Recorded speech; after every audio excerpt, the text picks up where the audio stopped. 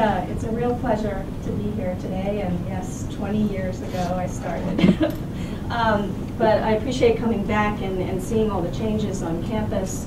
And as Peter was saying, at Richmond I got my first taste of Africa, and that has now engendered into a lifelong love and passion and career. So I feel very much that all of that work was started here. So it's wonderful to be able to come back and share a little bit of it with all of you. Today what I'll talk about, we'll touch on, of course, African wildlife conservation, but I'll also be addressing issues of social justice, of science-based conservation. So hopefully there's something for everybody here today. Well, Africa is a place of contrasts. The world's largest land mammal, dwarfed only by an even larger landscape. It's a place of some of the world's most endangered species. This is a black rhino in the Ngorongoro crater of Tanzania. It's a world of cats. This, of course, the African lion, one of the world's largest cats. And, of course, incredible biodiversity. And this is a gloriosa lily, so wonderful diversity in both its fauna and its flora. But we can't forget the people. It's also incredibly diverse in terms of the cultures on the African continent. Today there are about 1 billion people across the African continent. And what I would like to talk about is what I believe it'll take to conserve Africa's rich wildlife heritage in a way that also works in concert with local communities, so that we can ensure in the 21st century that this rich abundance of wildlife proliferates in a way that also benefits rural communities. But let's first talk about what happened in the 20th century in African wildlife conservation, because there were a lot of tremendous achievements. Nearly 30% of land in Tanzania is under some form of protected area status already, either a national park, a game reserve, a forest reserve. And you'll see here, this is the Salu Game Reserve. This is one of the world's largest protected areas, so extremely impressive achievements. This is the Raha complex, and of course many of you are probably familiar with the Serengeti National Park, which is of course world famous for its wildlife migration. So Tanzania has already, in the 20th century, done major work for conservation, and I'll be talking about the Maasai Steppe, which includes Tarangire National Park, which is highlighted up there in brown. Well, they didn't just protect land, they also protected wildlife, and they learned an incredible amount about individual species. In the 20th century, we were very focused on learning about animal behavior, single species research. Some of the most exciting research done on African elephants by Ian Douglas Hamilton and Cynthia Moss. Work done in Tanzania, of course, by Jane Goodall, I'm sure many of you know of. And in Serengeti itself, the world's longest running study of any large carnivore, the African lion, the Serengeti Lion Project started by George Schaller in the 1960s and still ongoing today. So incredible advances in single species research. But the unfortunate thing is that as we head into the 21st century, we still see animal populations in staggering decline. So we haven't gotten there yet in terms of conservation on the continent. And we're seeing this in Tanzania. We've seen a decline in census areas of 50% over the last just 20 years, so a staggering decline in a very short time period. And not just in Tanzania. This is something we're seeing in many parts of the continent. Again, in Kenya, wildlife populations declined by 41% in Kenya's national parks, again, over a 20-year period. So despite setting aside massive areas for conservation, we're still losing wildlife. Why? Well, Africa's wildlife populations tend to need huge, vast spaces to exist. We're talking about some of the world's largest land mammals.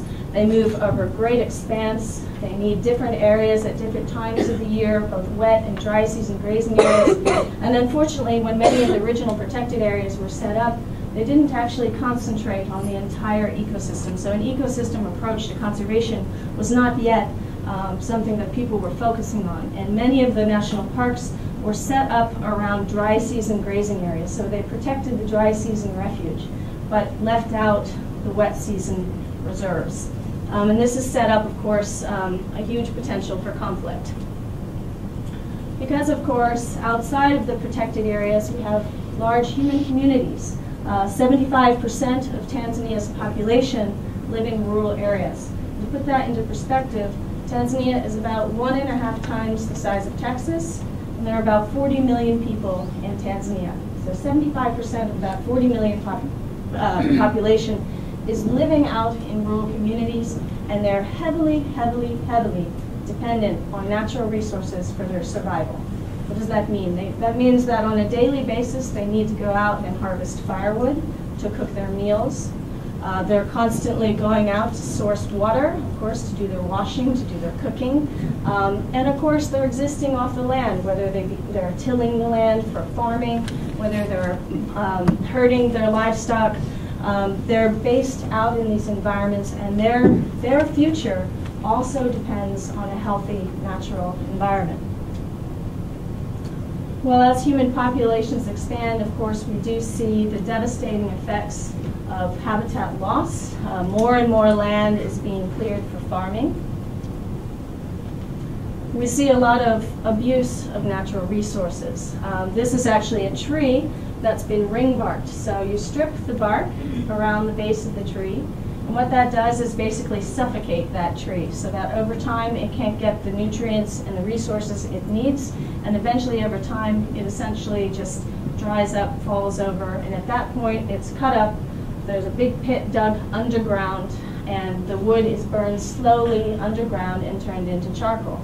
Now the interesting thing is that that charcoal is then taken from a very remote area out in the bush in local transport to the major cities. So most of the charcoal is actually being exported from rural communities to urban centers where people are depending on charcoal to cook with. Out in the rural areas, people usually use firewood instead. So we're seeing actually a massive exodus of natural resources from the areas where they come from to support other communities. And of course, the bushmeat market.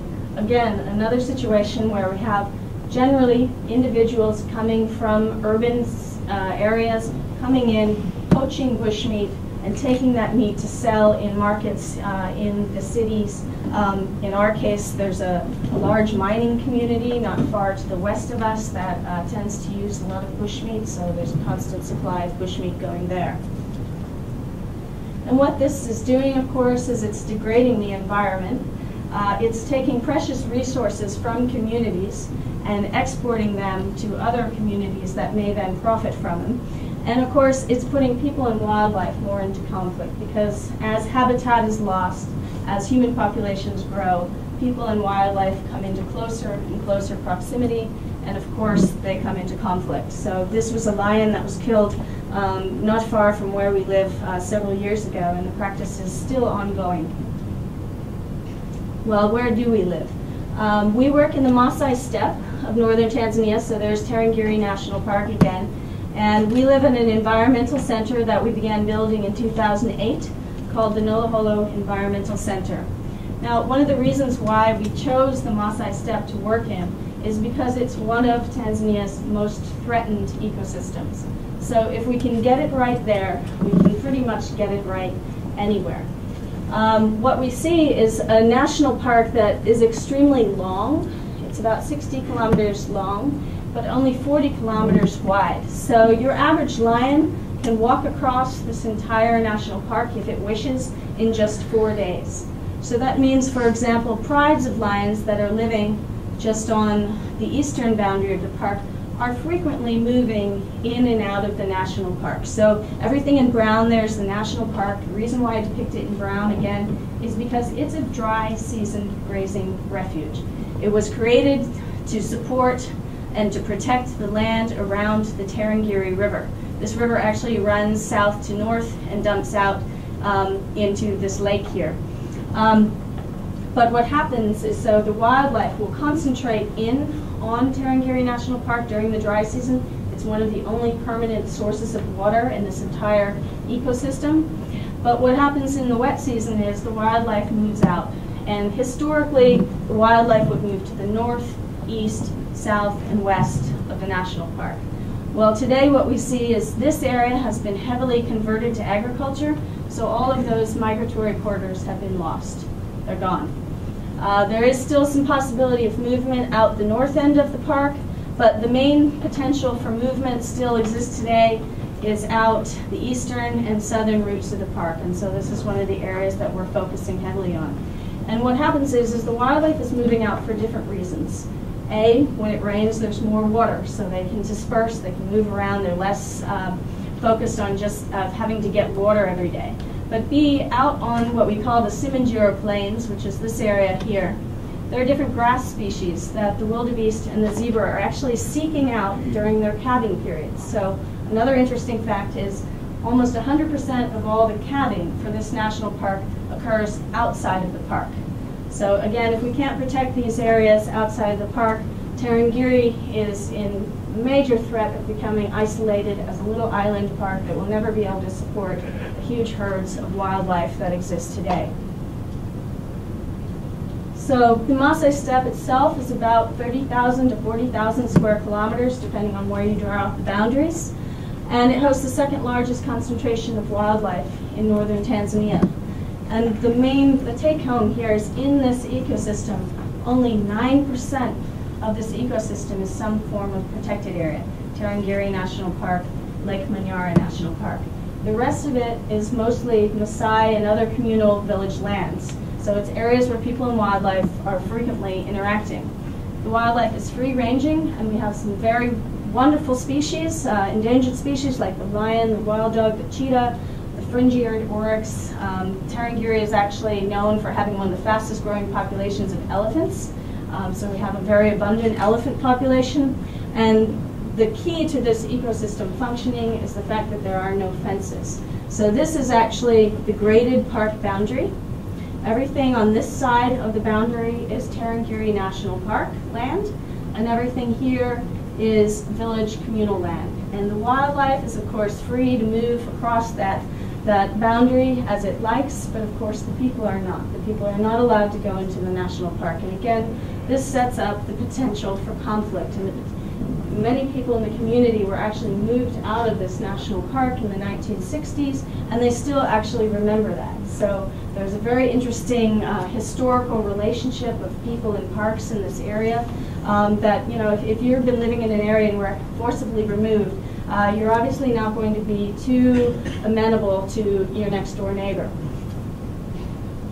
Well, the communities that we mainly work with are the Maasai pastoralists. They are the historical users of this landscape, and they are historically nomadic pastoralists. They used to range across wide open spaces of both Kenya and Tanzania.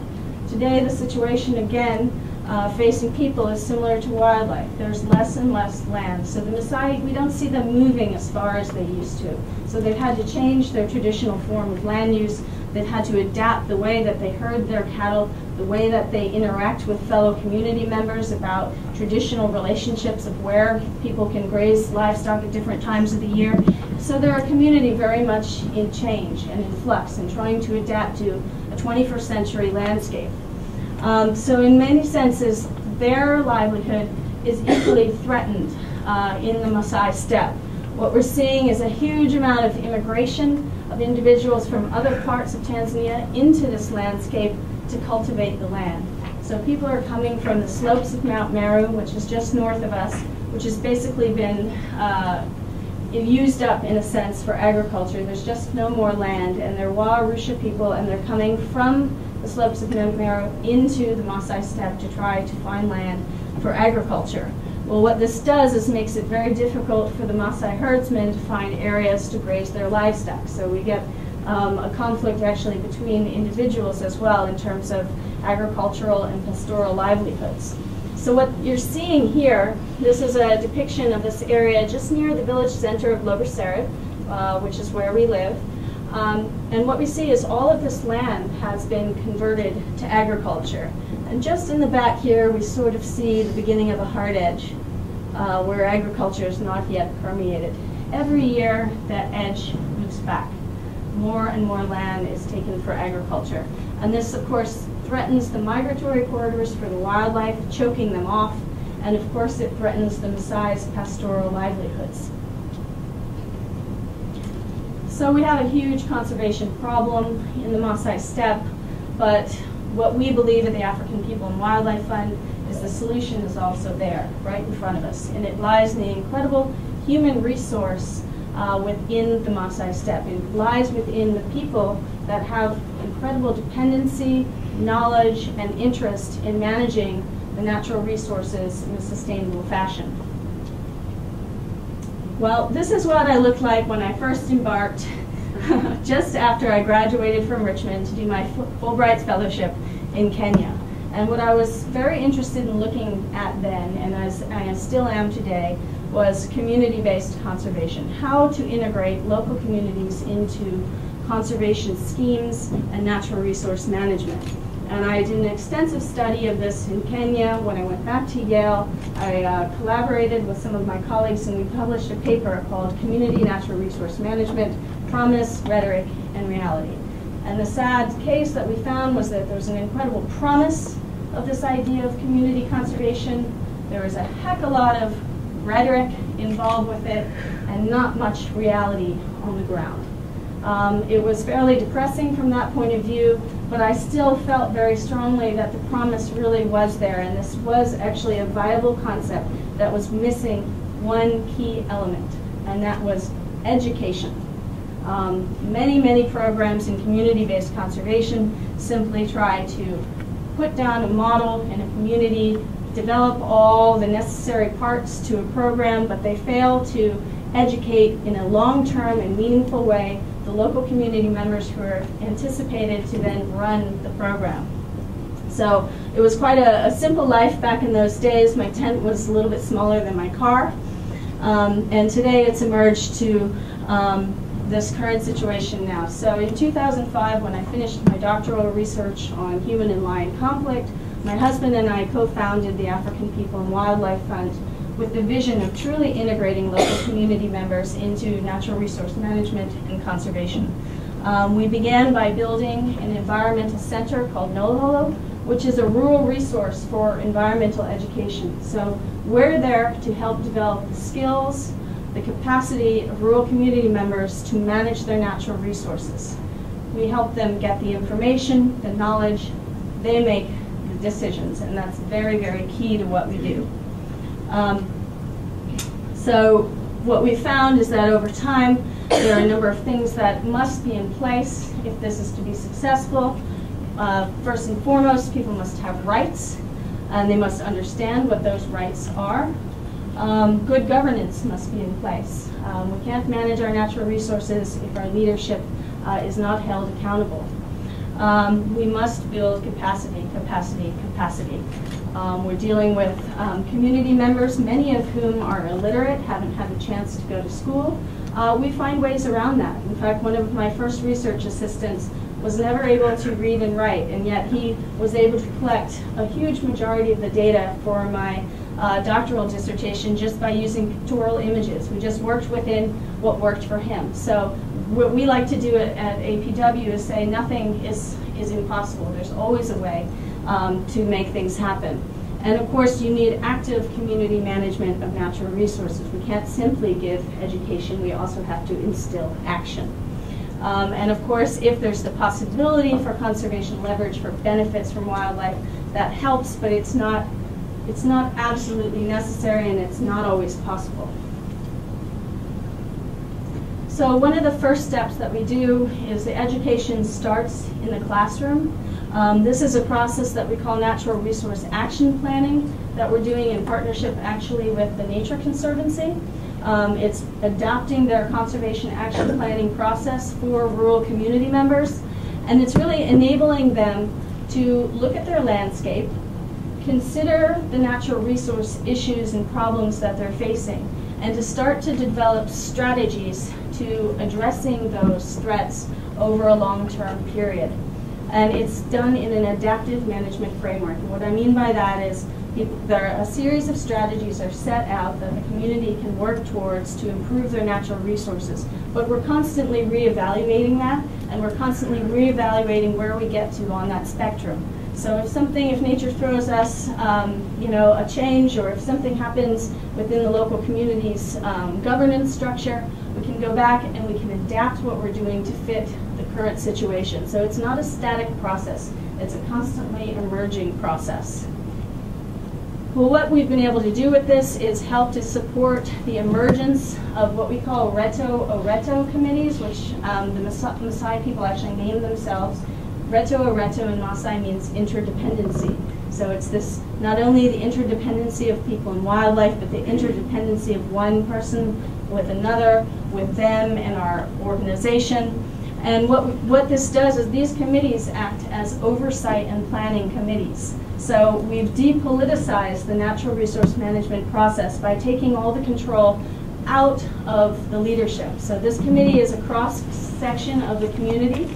It involves, of course, village government members, because we have to have government involved.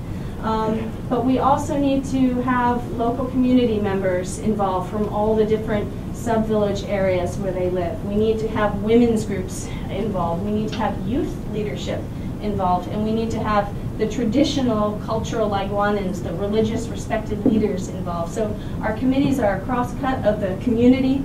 And again, this is where we get into good governance issues, helping to develop committees that are responsible and that can hold their leaders accountable.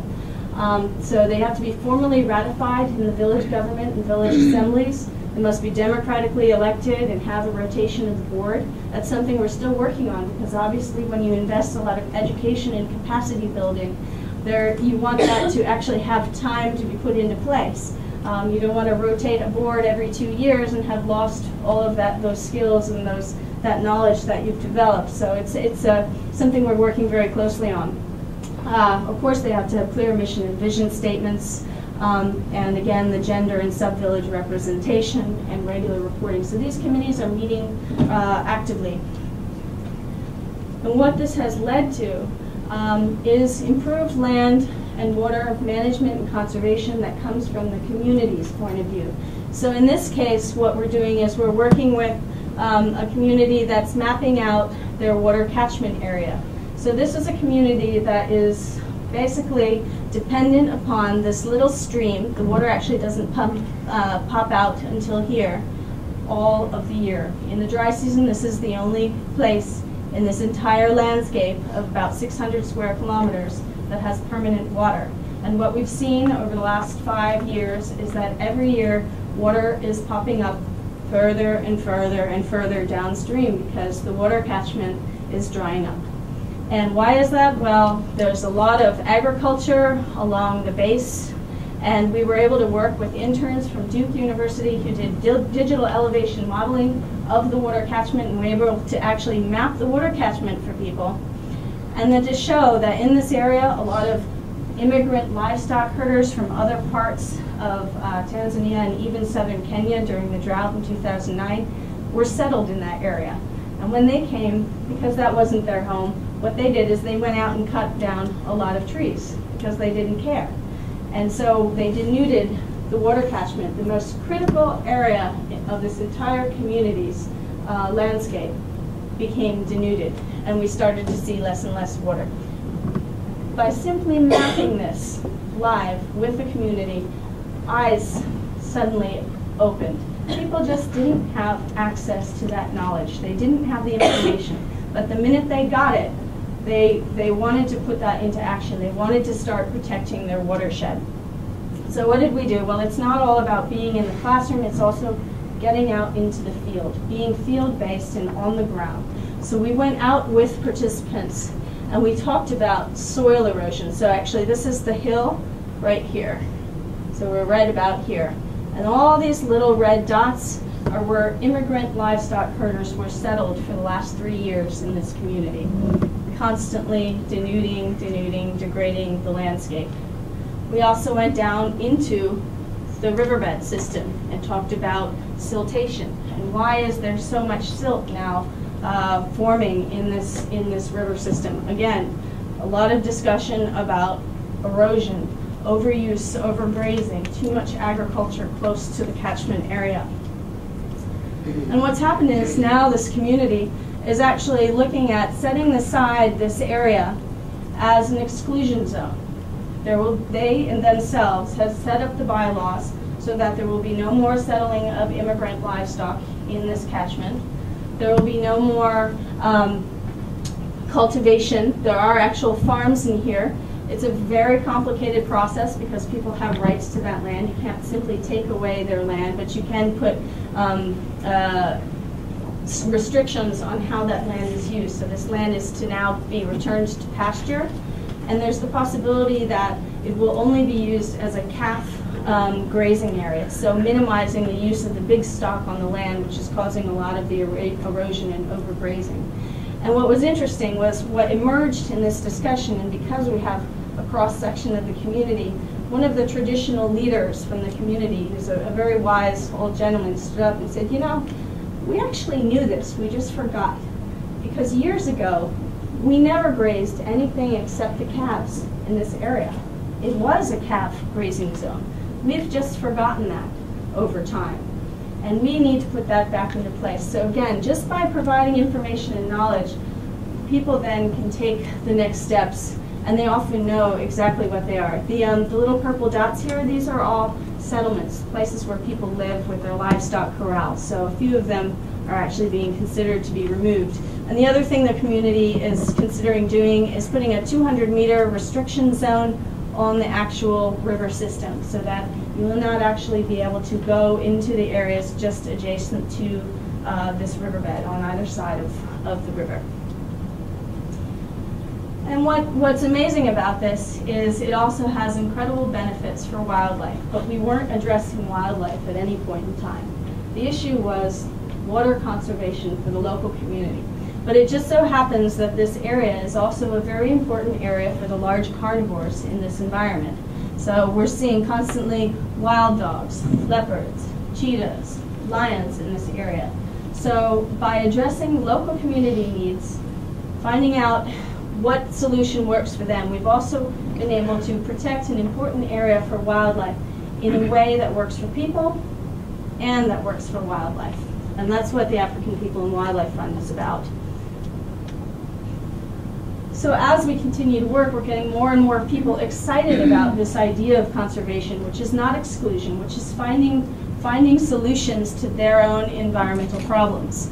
And we're there to help build their capacity. So we have a growing number of individuals throughout the ecosystem that are interested in learning more.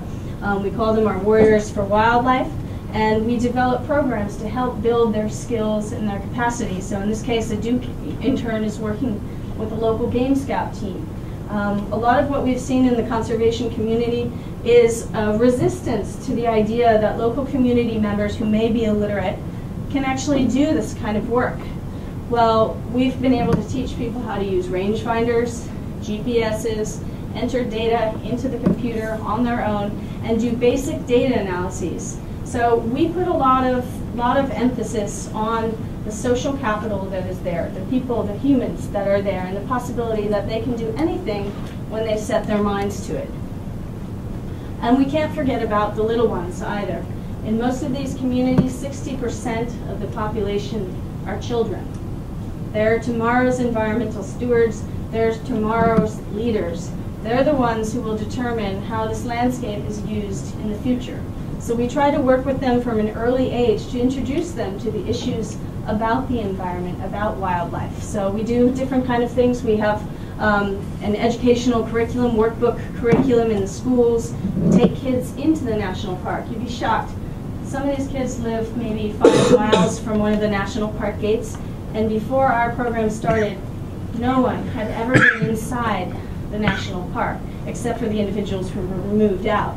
But none of the kids had never gone in. They didn't even know what existed in there, or what kind of possibilities there were in the future for engaging in the tourism industry, becoming a guide, working in the hotel industry, becoming a park ranger. So we also introduced the first environmental summer camp program in Tanzania. So every summer, 20 children come to the center for a week at a time to learn about the environment. And again, it's a mix of classroom and out in the field work and fun and exercises. And what this culminates in is our Noloholo Environmental Scholarship Program. So we take the top kids and they go through an intensive selection process in our program that have been in the program for several years. And we give them 6-year scholarships to high school, guaranteed as long as they do well in school. And many of these children, this is their only opportunity to go to school. In fact, Raphael, this is Raphael, he was one of our first scholars.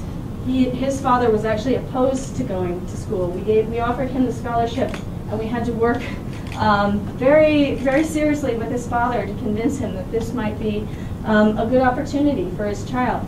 Raphael is one of the top children in his class at the Merengue private school. He's competing with urban children because we send them to a very good private school, and he's doing excellently. They're all doing well, but he really shines. And again, this is just what happens when you give people an opportunity. In the long term, we hope to take this program and then take the top scholars from this program and send them on to college. So what we're essentially doing is hopefully educating the next generation of environmental leaders, individuals who will work for the African People and Wildlife Fund, other organizations, and essentially set up a network of scholars who can help one another as they go through their careers with opportunities and contexts. Well, I just want to give you one very concrete example of how this kind of work really works. And it has to do with our lion and our cheetah conservation work. Again, the critical component of this is working with the people. So hopefully one of the take-home messages, and it's not the most exciting thing, is that a lot of wildlife conservation is about people. It's not about spending a lot of time with lions and cheetahs, which we would love to do, but it's really about spending time with people and working with them to resolve the conflicts that they may face with these species.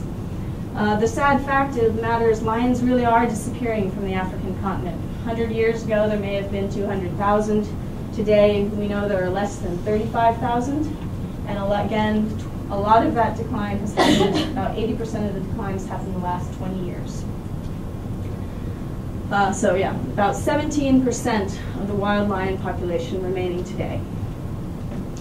Well, this work began as part of my doctoral work. So we did actually initially begin trying to study and understand what the conflict was that people were having with lions. By working with Hadzabe hunter-gatherers, these are Bushman trackers, we were able to estimate the number of lions in the ecosystem based on their spoor, their paw prints on road transects. And we were able to estimate that there are about 400 to 600 lions in the ecosystem of about 12,000 square kilometer area, which extrapolates to maybe 800 to 2,000 lions in the Great Maasai Steppe. 2,000 lions is the total number of lions remaining in Kenya today. So it's a significant population of lions that needs to be protected. But what we're finding is that a large number of these animals are being killed on an annual basis for retaliation when lions kill people's livestock. Traditional methods, I should mention, of actually studying lions are based on their whisker spots. So just like we have a fingerprint, lions have a whisker spot. It's unique to the cat on both the left and the right sides of the cat. So if you can get a photo of that, you can identify that individual over time. But what happens is outside of protected areas, the lions become much more secretive, much more nocturnal, much more hard to find. So we switched to the idea of estimating their numbers based on spoor. Today we're actually also using camera track. This is Dennis Minja. He's actually heading up this research now.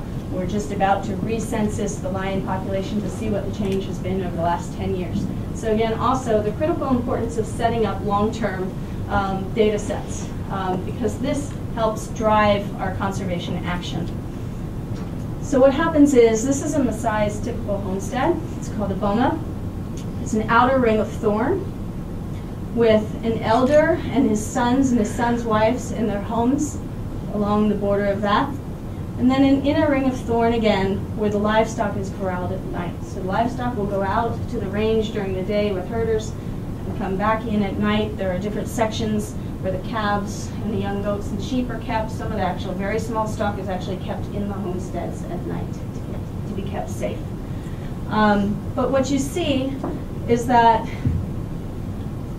after a boma has been in a place for some time, the landscape around it gets denuded because what they're doing is cutting down these trees to create the thorn barrier. The thorn doesn't last long when it's dead in the bush. It becomes brittle. So every 3 months or so you've got to go out and reinforce your cattle corral. But you've got to go further every year because you're cutting down trees as you go.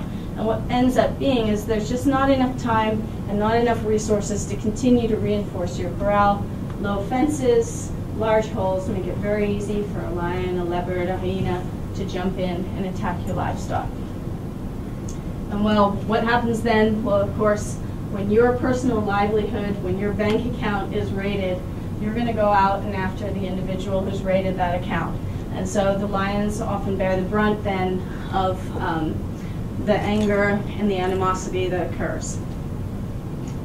That was a dead lion? Yeah. Yeah, unfortunately. It looks very alive. Yeah. So what we did was, again, working with conflict monitoring teams, giving local community members the skills to monitor this conflict themselves and to understand what was happening and how to develop preventative measures. So what we were able to do is, again, this is actually Saruni. He was my first research assistant. He is illiterate, and he is actually now our head trainer of our conflict monitoring teams. So he's working right here with Kisao. They have a GPS. They take pictures. They're looking at a predation event.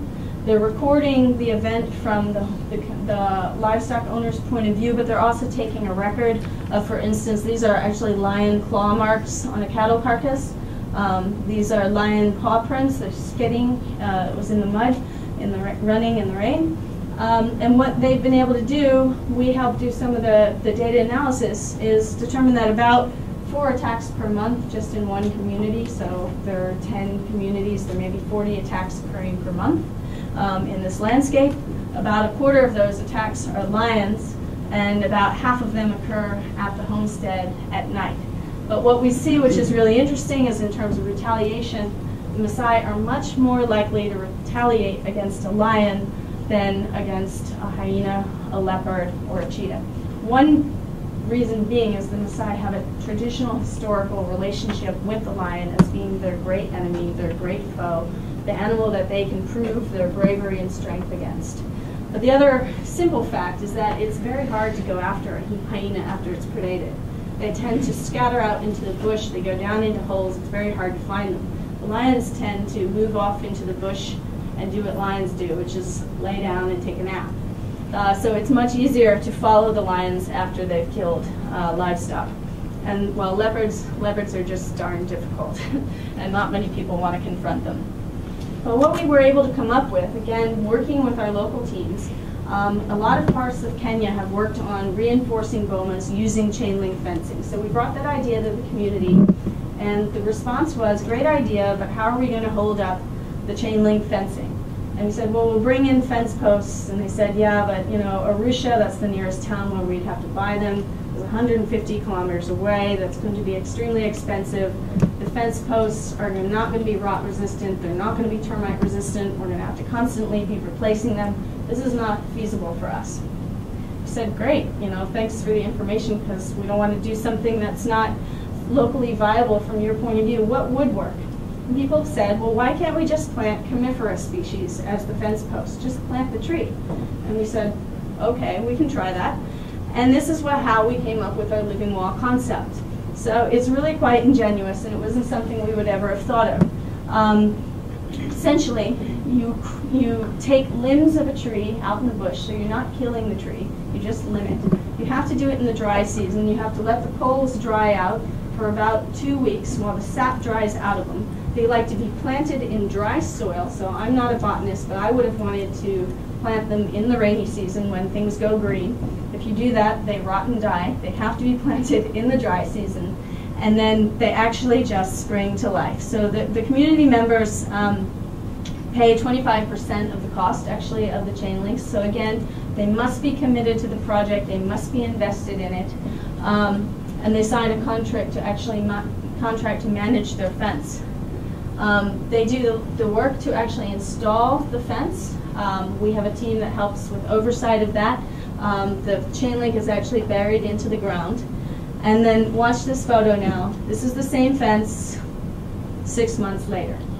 It just absolutely springs to life. And the beauty of this is what we didn't really anticipate, but which is entirely obvious, which the tree continues to grow. It adds height to the fence, which prevents an active lion or leopard from jumping over the 5-foot chain link fence and attacking livestock. So what we end up is what we call a win-win-win solution. We're protecting habitat now because Maasai no longer have to go out and cut down the bush to maintain their livestock corrals. We're saving people time and valuable energy, and of course we're keeping both their livestock and the lions alive. And what we currently have is 100 of these in place across the Maasai steppe. They're protecting more than 25,000 head of livestock on a nightly basis, impacting 2,000 family members, and they're being rigorously monitored on a monthly basis. And so far we've had 100% success in reducing attacks at homesteads that have living walls. There have been only 2 cases where a hyena has been successful, and that's because in one case the individual left the gate open to the living wall, so the hyena was able to walk in. And the second was the homeowner actually left their livestock on the outside of the living wall, didn't put them into the corral. So obviously we can't control for all human error, but overall when used properly, they're 100% successful. And again, this is where it's extremely important also to be scientifically monitoring what you're doing, to be collecting data. So through this time period, we've continued to collect our human-wildlife conflict data. We found that we've now reduced attacks to 1.5 large carnivore attacks per month in this particular area. Only 0.5 lion attacks per month, so we've reduced lion-livestock conflicts by about 62% and seen the lowest lion attack frequency for all years. And of course, we're saving many, many lions annually. So what this is here is a map of depredation events in the village of Lower Serret. The purple dots are attacks at pasture. The red dots are attacks at the homestead, at the boma. So those are the attacks that we're working on preventing at the moment. And this is the post-living wall data from 2010 on. What you can see is just very few red dots remaining. These are homesteads that don't yet have living walls that did have attacks. And of course the remaining attacks at pasture, which is now the next step of some of the work that we're doing. But just for the skeptic out there, the cynical scientist who's going to say, maybe there's another reason why your attack's going down, maybe you don't have any lions anymore in the ecosystem. We monitored the same community next door that did not have the living wall program, and what we see over the same time period is again about 3.7 attacks per month. So again, similar to pre-living wall data for Lower Serret, and about 1/4 of those being lion attacks per month. So we are fairly convinced that this work is having an effect. And this can just show you, this was the attack data for Lower Serret. Living walls began to go in earnest in 2009. This is the data now, and this is the neighboring village of Kimotorik that did not yet have the living wall program. So we're really seeing an impact of this work. And it's cost-effective conservation.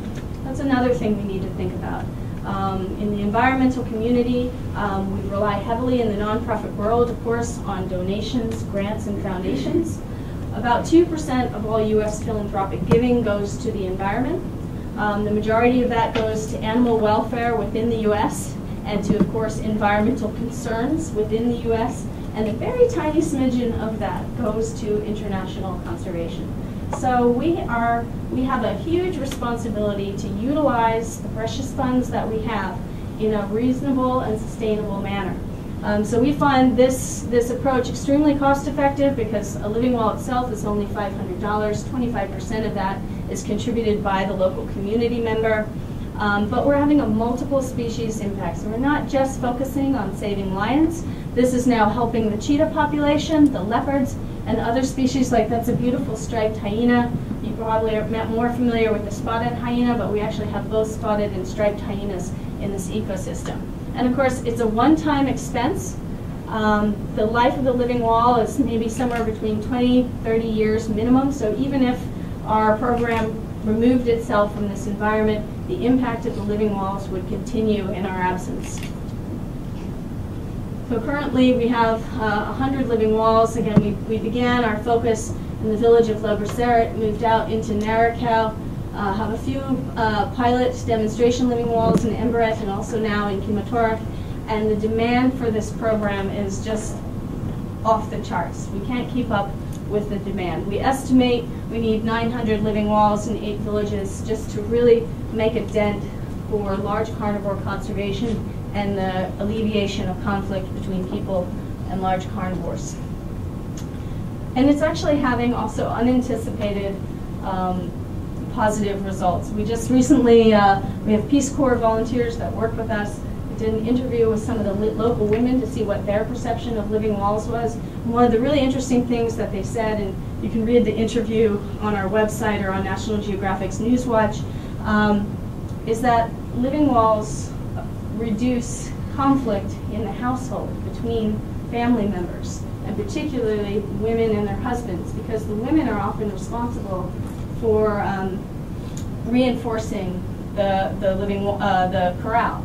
And if they don't do that, there can also often be not so nice consequences for them. So by having a living wall in place, that takes that burden off of their shoulders, and it's reduced in some cases domestic violence. So that was something we completely didn't expect, but it's an added benefit, and you just never know what's going to happen when you start a program.